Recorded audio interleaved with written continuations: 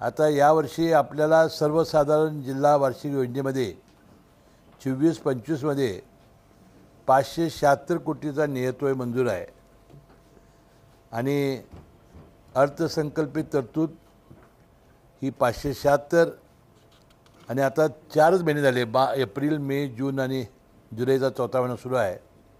33% प्रमाणे 191.65 कोटी रुपयाची तरतूद ही प्राप्त आहे. या विधानसभेच्या निवडणुकीची पूर्व बैठक होती.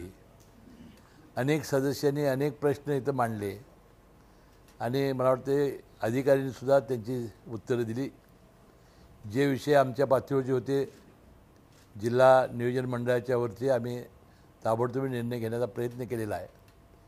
शेवटी आमचा सर्वांचा प्रयत्न आहे की जिल्ह्याचे प्रश्न जे अनेक वर्षे प्रलंबित राहिलेले आहेत आणि विशेषतः आज एक गोष्ट सर्व सदस्यांनी प्रकर्षाने लक्षामध्ये आणून दिली की प्राथमिक शिक्षण आणि प्राथमिक शाळा या 100 वर्षापेक्षा जास्त जुन्या झालेल्या आहेत.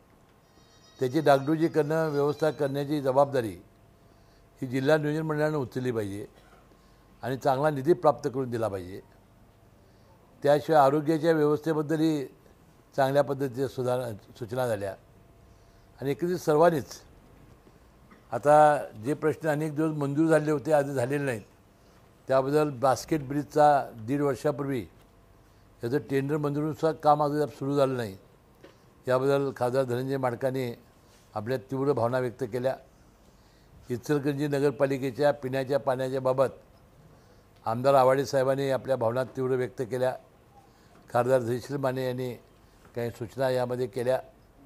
सर्वच लोकप्रतिनिधींनी आपापल्या मतदारसंघातील आणि या जिल्ह्याच्या विकासाच्या प्रश्नाला वाचा फोडण्याचं या निमित्ताने काम केलेलं आहे आणि या जिल्ह्याचा पालकमंत्री म्हणून मी त्यांना आश्वासित केलेलं आहे की हे सगळेच प्रश्न कसे लवकरात लवकर मार्गी लागतील यासाठी आपण प्रयत्न करू, चांगला निधी देऊ.